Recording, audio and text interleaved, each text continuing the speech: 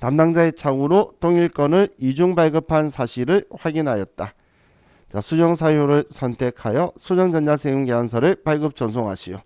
외상대금 및 제품 매출에서 음수로 처리하고 전자세금계산서 발급 시 결제 내용 및 전송 일자는 무시한다. 자, 그럼 이번엔 6월 20일자로 먼저 가서 보면 자, 두 개가 있죠. 뭐 둘 다 분기하고 다 똑같기 때문에 하나만 취소하면 되겠죠. 당연히 착오에 의한 이중 발급으로 하나만 취소하면 돼요. 자, 그럼 간섭적으로 두 번째 거 취소를 해요. 자, 그럼 수정세금계산서 해서 착오에 의한 이중 발급. 자, 그리고 확인하고 그냥 여기 날짜 들어가더라도 그냥 원거래 날짜 취소 처리만 하는 거니까 그대로 확인하면 자, 한 개가 마이너스라고 떴죠. 자, 그럼 이것만 전송을 해주면 되는 거니까 자, 그럼 이제 전자세금 계산서 발행 및 내역 관리로 가서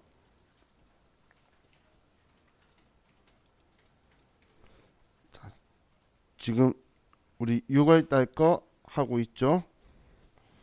그럼 6월 1일부터 6월 30일까지 엔터 하면 우리 앞에 세금계산서 발행한 거랑 수정세금계산서 한 거랑 그냥 두 개 다 한 번에 보내버리면 될 거잖아요. 체크하고 전자발행 확인 발행. 자, 아카데미 전자세금 계산서 자, 로그인해서 이 두 개를 발행해 주면 자, 이렇게 하면 끝났죠. 그죠?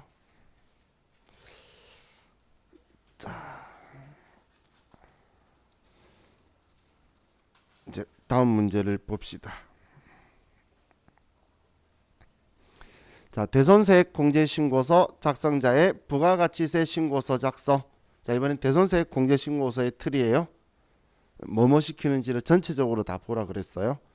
자, 그럼 첫 번째 우리 빨간색 세금 계산서가 있고 자, 1번 자료는 주식회사 시온친구와의 매출 거래 시 발급한 전자세금 계산서이다. 시온친구는 2020년 12월 20일에 서울중앙지방법원에 의해 민사소송법에 따른 화해 공고 결정이 확정되었다. 대손 사유의 기타 8번 기타 입력을 선택하여 재판상 화해로 입력할 것. 자, 대손세액 공제신고서를 작성하시오. 대손세액을 2020년 2기 부가가치세 확정신고서에 반영하시오. 자, 이번엔 간단한 거네. 자, 제가 방금 이야기하다가 읽다가 웃었던 게 이 화해 있죠.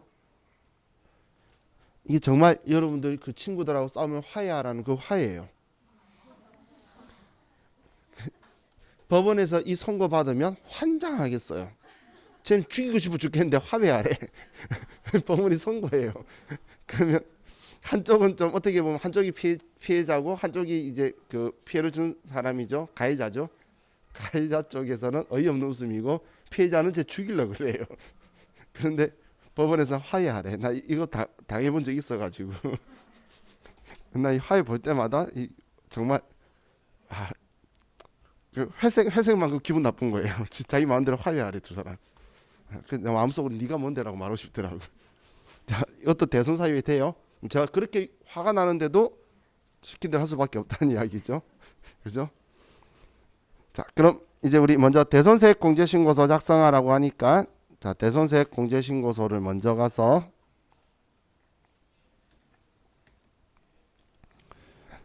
자, 대손 발생 탭은 매출세액 이야기, 대손 변제는 매입세액 이야기. 자, 그리고 지금 얘가 일어난 거는 12월 20일 어떻게든 1기냐 2기냐 본 거지. 기간은 예정신고 기간은 대손세액 공제신고서가 아니죠. 대손세액 공제신고서는 확정신고 기간만 쓰는 거니까 그럼 이제 2기라는 걸 알았으니까 10월부터 12월인 거고 자, 이번에 대손 사유에서 8번 기타 입력해서 방금 문제에서 이 사유를 재판상 화해라고 자, 이렇게 써라 그랬죠. 그럼 우리 K랩 때하고 차이가 대손 기준일을 써준다는 거예요. 대손 기준일 이거는 부도일 때는 부도 확인 일자 쓰면 자동으로 확정 일자가 6개월 다음 날로 되는데 그게 아닌 거는 우리 뭐 소멸시 완성이라든지 뭐 이런 것들은 이 날짜가 대손 기준일이에요. 처음 생긴 날. 그럼 2015년 7월 20일이고 확정일이 올해 12월 20일 날 지금 이 화해 공고 결정이 난 거죠. 자, 그럼 2015년 7월 20일이 기준일이고 이 날짜를 기준으로 2020년 12월 20일이 이제 화해 공고 결정이 났다는 거예요. 자, 금액은 330만 원이다라고 공급 대가가 대손금이죠. 그럼 330만 원이고 그럼 세액이 30만 원 거래처는 시온친구.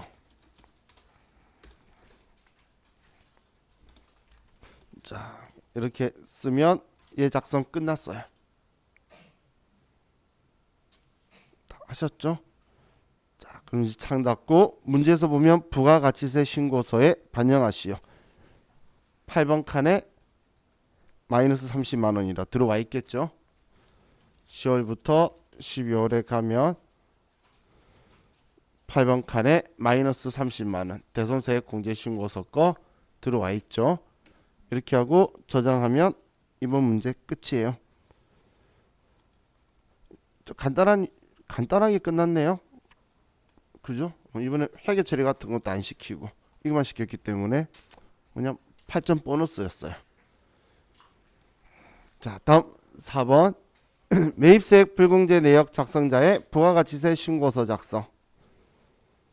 자, 2020년 과세사업과 면세사업에 공통으로 사용되는 자산의 구입 내역이 건물이 있고 원재료가 있고 예, 공통으로 사용되는 건데 자, 과세기간 제품 매출액이 1기, 2기께 다 적혀 있고 자, 자료 설명은 안동상사는 과세사업과 면세사업을 겸용하고 있다.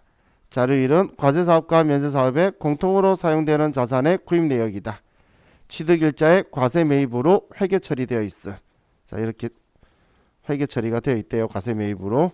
매입세 공제 받았다는 이야기예요. 자, 자료 2는 2020년 제1기 및 2020년 2기 제품 매출 내역이다. 기 입력된 데이터는 무시할 것. 자, 공통매입세액 재계산을 하여 제2기 확정신고 기간에 매입세액 불공제 내역을 작성하시오라고 적혀 있죠. 그죠? 자, 그럼 지금 얘는 건물 원재료가 있는데 자, 여기에서 여러분들이 먼저 생각하셔야 될 게 지금 문제를 딱 보는 순간 얘가 갑자기 튀어나왔죠. 재계산?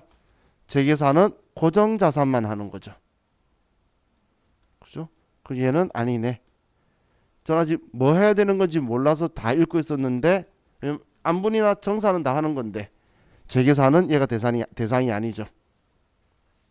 재계산은 우리 감가상각하는 자산만 할 거니까 건물만 할 거예요. 자, 2기 부가가치세 확정신고서에 공통매입세액 재계산 결과를 반영하시오. 그리고 공통매입세액 재계산 관련 회계 처리를 일반전표 입력에 12월 31일자로 입력하시오. 자, 지금 2기잖아. 면세 비율 보이나요? 예, 1기, 2기 보이나요? 증가했어요? 감소했어요? 몇 퍼센트? 그럼 이제 답 다 했어요. 자, 갑시다 이제. 자, 이제 우리 매입세액 불공제 내역으로 가서 보셨죠? 여기에 기간 10월부터 12월 그리고 재계산으로 가고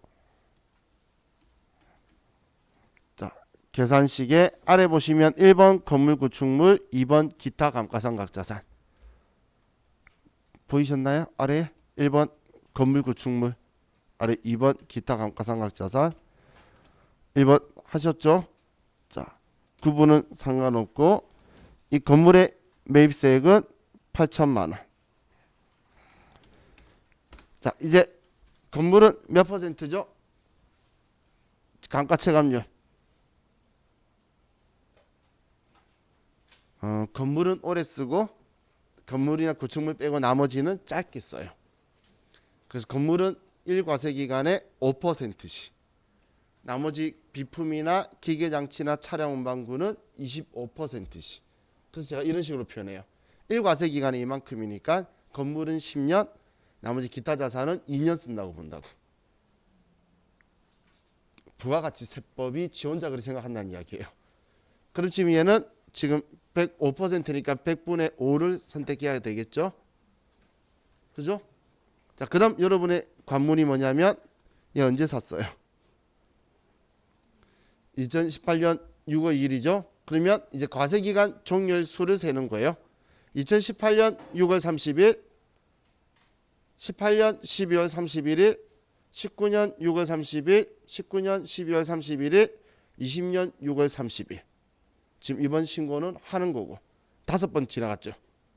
어떻게 셌는지 이해가셨나요? 원래 이론상으로는 6월 2일 날 사도 1월 1일 날 산 걸로 계산하라 그러는데 그럴 필요 없이 과세기간 종료일 수 지나간 것만 세면 돼요. 그럼 그렇게 세니까 5개였죠. 왜 그지 됐냐면 여기에 5개를 여러분이 직접 계산해서 써줘야 돼요. 제가 전에 K랩이 한만 욕을 하더라도 이 부분은 좋다고 이야기했던 거야. 월만 쓰면은 알아서 쫙 해줬잖아. 그죠? 그게 이거예요. 나중에 이거 나오면 전부 다 이러고 있어요. 글 쓰면서 사실은 뭐 많이 못 봤어요. 자, 이제 끝났어요. 이것만 하면 자, 이제 방금 몇 퍼센트 증가했죠? 20. 플러스 마이너스 쓰는 거예요. 20%다. 그럼 얘가 끝인 거예요.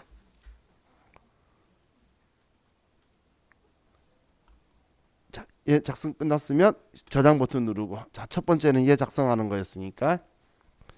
두 번째는 이제 얘가 부가가치세 신고서에 반영되도록 하는 거였죠. 그러면 이제 우리 부가가치세 신고서에 10월부터 12월 아니오라 해야 방금 했던 애가 들어오겠죠.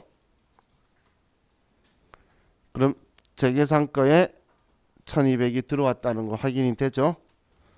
자, 그럼 이 1200만큼 부가세 대급금이 늘어나나요? 줄어드나요? 부가세 대급금이 늘어나야 되나요? 줄어들어야 되나요? 자, 이렇게 생각해 볼게요. 지금 면세 사업 비율이 늘어났어요? 줄어들었어요? 늘어났죠? 그럼 더 불공제해야 되겠죠. 이해가셨죠? 그럼 지금 건물의 매입세액을 더 줄여야 되겠죠. 왜냐면 처음에 문제에서 우리 과세 매입으로 회계 처리했다는 건 매입세액 공제를 다 받아버렸다는 거거든. 근데 면세 비율이 더 늘어났으니까 더 불공제할 거라는 거예요. 그럼 부가세 대급금을 1200만 원만큼 더 줄여줘야 되겠죠. 대변에 부가세 대급금 1200만 원, 차변에 이번에 그럼 공제받지 못할 매입세액 어떻게 해야 되죠? 취득원가에 포함해야지. 그럼 얘 건물이었잖아요. 그래서 건물 가격에 포함할 거예요. 만약에 반대가 되었으면 마이너스가 됐으면 차변의 부가세 대급금, 대변의 건물을 줄여줬을 거예요. 반대로 면세 비율이 줄었으면 이해가시? 이 분기가 그냥 반대로 차변 대변 뒤집어져서 더 공제해 주는 걸로 이제 바뀌어갈 거라는 거예요. 자, 이번에는 9점 줬던 1점 더 준 이유가 우리가 좀 손가락을 좀 써야 됐죠. 그죠? 자, 이렇게 하면 자, 이번 부가세까지 끝났어요. 자, 이제 결산 문제 보면 가계적 및 유동성 대체 수동 계산이래요. 자, 이 계산 문제 나오면 상환이라고 비구만 보면 돼요. 자, 얘는 상환이네. 내년 유동성 대체할 거고, 얘는 내년 안 하네. 얘는 끝 신경 안 쓰고, 얘는 비교도 봐야 되는 게 2021년부터 5년간 매년도 말 균등 분할 상환 그럼 1,000만 원만 내년에 갚을 거라는 거죠. 이해가셨나요? 그럼 1,000만 원만 내년 상환하기로 한 1,000만 원만 유동성 대체. 얘는 금융은행 차입금은 3,000만 원 전부 다. 예, 기업은행 차입금은 1,000만 원만. 자, 그럼 이제 일반 전표에 입력하래요. 일반 전표 12월 31일 날 지금 들어와 있죠. 자, 우린 차변의 장기 차입금이고 처음 게 국민은행이고 금액 3,000만 원, 대변의 유동성 장기 부채 3,000만 원. 다음 차변의 장기 차입금 기업은행 1,000만 원, 대변의 유동성 장기 부채 1,000만 원. 제가 이 분계 웬만하면 외우자고 하는 이유가 있죠. 우리 시험 4개 보니까 4개 중에 1개는 꼭 나올 것 같지 않나요? 여러분이 봐도. 그죠? 이거 거래처 안 써서 틀리면 아마 혼자 조용히 집에서 울 거예요. 누구한테 말 못하는 거잖아요. 거래처 꼭 잊지 마세요. 자, 다음 손익의 예상과 이연. 자, 12월 31일 날 현재 합계자료지산표에서 확인되는 성급 비용은 전액 공장 화재 보험이다. 당사는 10월 1일 공장 화재 보험에 가입하였고 1년분 보험료 240만 원을 선납하였다. 자, 지금 합계자료지산표에 확인되는 성급 비용이 전부 다 공장 화재 보험에 대한 240이라고 적혀 있죠. 근데 이거 직접 가봐도 가서 보는 게 편해요. 12월 31일 날 성급 비용 240 보이죠? 더블 클릭해서 왜 보는 게 편하다는 건 그 AT 시험은 여기에 보면 기간하고 분기했던 걸 아예 다 보이게 다 잘 해뒀기 때문에 우리가 계산할 때 성급 비용 대변에 보내야겠다고 눈에 다 보이잖아. 그죠? 그럼 성급 비용 보낼 건데 내년분이 몇 달치죠?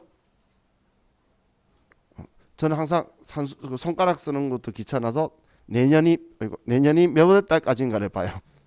9월 달까지죠? 그럼 내년 9달이네. 근데 240이면 20만 원씩 9달이면 얘가 180만 원치가 내년 거죠. 그죠? 그럼 올해 건 얼마죠? 반대로 60만 원치겠네. 그죠? 그럼 이제 60만 원치를 지워야 되겠죠. 내년 거 180만 원 그대로 있어야 되고. 이해가셨나요? 그러면 60만 원치 올해 해당하는 60만 원치만 선급 비용 지우고 올해 여기 공장 화재 보험이라고도 친절하게 되어 있네. 500번대 보험료로서 처리하면 되겠죠. 그래서 전표를 보고 있는 게 생각하기가 좀 더 편하잖아. 정보가 많으니까. 그죠? 그래서 들어가서 보자는 거예요. 자, 그럼 방금 대변에 선급 비용 60만 원은 올해 발생한 거니까 차변에 500번대의 보험료다로 처리하라는 이야기죠. 그죠? 오케이. 더블 클릭해보면 합계자료지산표든 전부 다 장부들은 더블 클릭하면 안속 내용을 더 디테일하게 보여주러 들어가실 거예요. 좀 더. 자, 그럼 이제 계산이 끝났고 다음 근로소득 관리에서 가족관계 증명서가 있네요. 자, 김경순 부모 자녀 있고 김진구의 사망신고서. 김진구 아버지네요. 아버지가 올해 돌아가셨으니까 올해까지는 되겠죠. 자, 김경순의 근로소득 금액은 2,880. 부 아버지 김진구는 당해 연도 사망하였으나 1년 근로소득 750만 원 있다. 아버지는 올해 돌아가셔서 올해까지 되고 1년 근로소득은 소득 없는 거니까 신경 안 써도 되고, 어머니 최미숙은 항시 치료를 요하는 중증 환자로서 현재 타 지역의 요양시설에서 생활하고 있으며 소득이 없다. 그럼 우리 항시 치료를 요하는 중증 환자 그 경우도 그리고 우리 요양 목적으로 타지에 있는 거는 생계를 같이 하는 걸로 본다라고 했죠. 자, 그리고 아들 서인수는 현재 대학교에 재학 중이고 개인 사업자로 연 100만 원의 사업 소득 금액이 있다. 딱 100만 원이네요. 근데 얘 대학생이면 나이가 안 되겠지. 아니네. 응? 딱 20살이네. 어찌 이런 일이 나이도 되네요. 그럼 기본문제 대상 되겠다. 그죠? 자, 그리고 아들 서인주는 고등학생이고 세부담 최소화하는 방법으로 선택한다. 근데 지금 여기에서 이거 보면서 뭔가 느낌 오는 거 있었나요?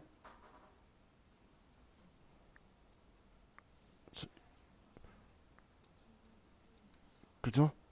일단 처음에는 부녀자를 생각을 했는데 그죠? 그런데 배우자가 없네. 배우자 없고 기본문제 대상 직급 이속이 있죠. 같이 안 살아도 가족가입 증명서에는 남편 있으면 남편 튀어나오거든. 그죠? 그러면 한부모 공제로 해야 되겠죠. 기본문제 대상 직급 이속이 있으니까. 자, 그럼 이제 더 이상 특이사항 없으니까 이제 입력을 할게요. 자, 인사급여에 사원 등록으로 가서 김경순 씨 본인 한부모 공제 대상에 체크해 놓고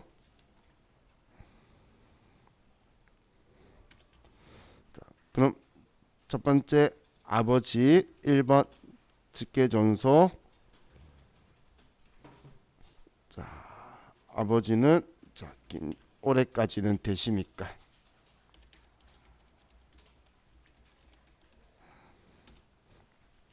다음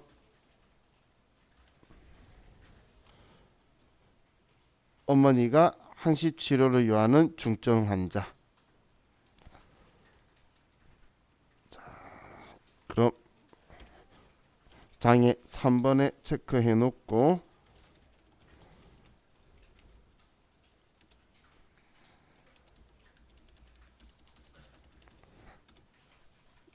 다음 직계비속.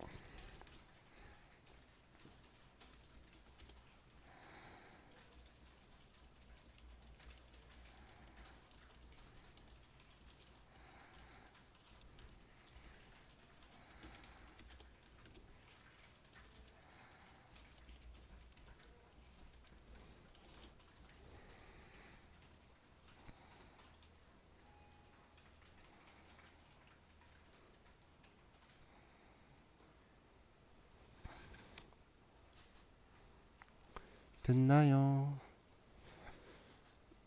자, 이렇게 하면 사원 등록은 끝났고 자, 중도태자자 원천징수가 있죠.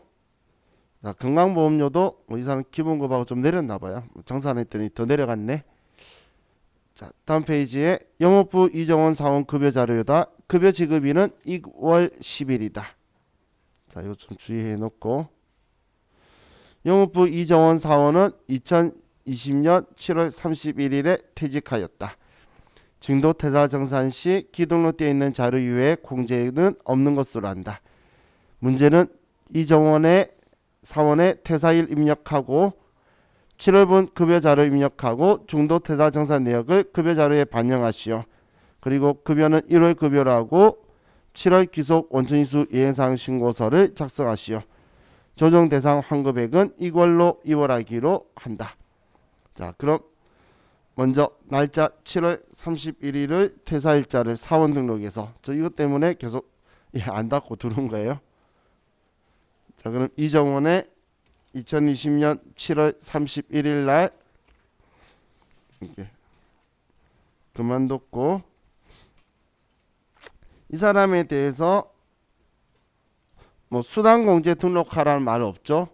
그러면 자, 급여 자료 입력 가서 지금 월급이 7월달 기속 그리고 1번 급여를 2020년 8월 10일 날 준다라는 이야기죠. 이해가셨나요? 그리고 이정원 씨의 자, 월급을 보면 자, 기본급이 300만 원이고 자, 나머지 띠리리릭 왔고 건강보험료 정산 마이너스 27,280원 마이너스 2,310원. 자, 그럼 기다렸던 소득세 연말정산 떴죠? 안 뜨신 분은 옆에 있는 중도 퇴사자 정산 누르면 된다라고 했어요. 근데 입력하다 소득세 입력할 찰나가 되어서 한번 문제 쳐다보다 보면 얘가 떠 있을 거예요. 일반적으로. 그리고 아래 반영 버튼 누르면 이제 마이너스로 정산을 해주죠. 자, 그럼 이제 입력이 끝났어요.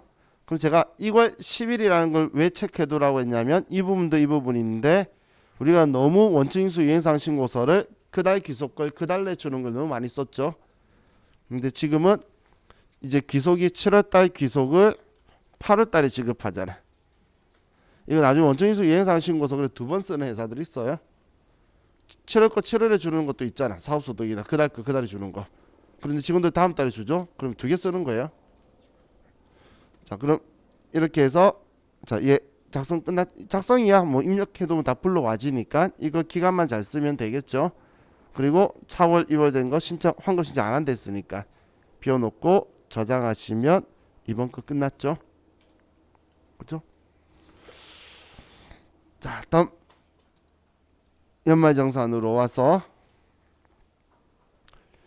자, 박철수의 부양가족 현황으로 기입력된 자료이다. 내용이다. 자료 1은 연말정산을 위하여 박철수가 회사에 제출한 자료이다. 박철수가 연세병원에 지출한 의료비 중 100만원은 삼성화재 보험으로부터 실손보험금으로 수령하였다. 실손보험 받은 거 있네요. 자, 부양가족은 모두 박철수와 생계를 같이 하며 별도의 소득이 없다. 자, 그리고 아래 보면 다 소득 없으니까 전부 다 기본공제고 박사랑은 올해 태어났네요. 뭐 특이한 거 없죠? 뭐 아버지하고 딸하고 배우자밖에 없어요. 아버지 어머니네. 어머니하고. 자, 그럼 의료비가 있네요.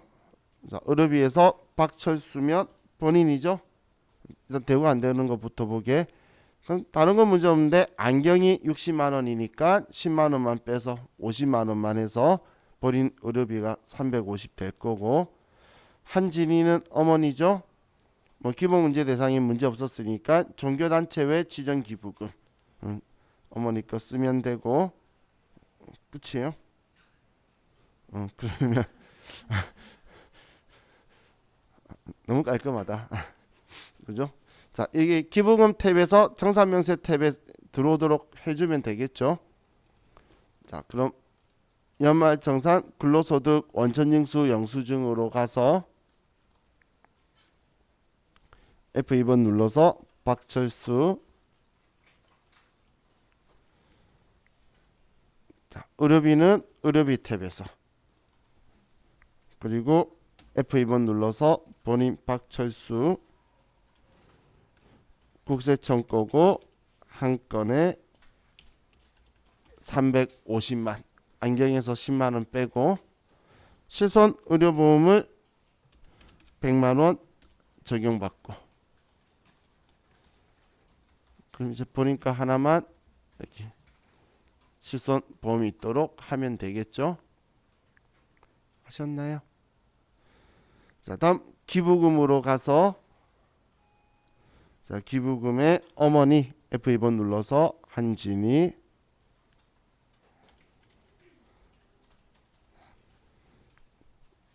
다음 어제 적혀 있었죠.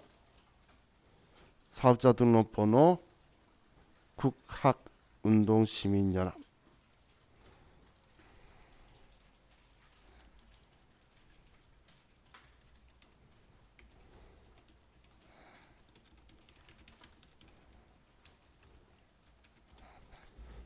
코드는 우리 40번 지정 기부금이고 금액은 150만 원이다.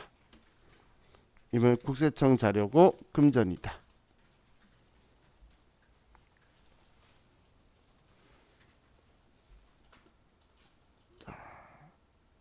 입력 끝났으면 기부금 조정 명세 클릭해서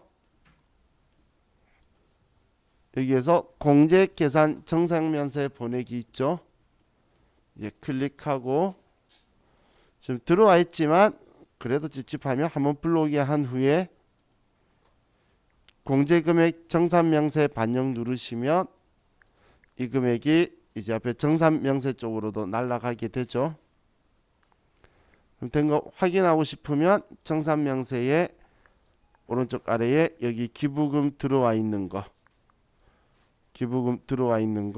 확인하시면 되죠. 여기에서 여기 들어와 있으면 이번 문제도 끝이 났네요. 자, 우리 이번 시간은 여기까지만 하고 또 이제 바로 쉬었다 다음 페이지 다음 회차 거 36회차를 하도록 할게요. 자, 쉬었다 합시다.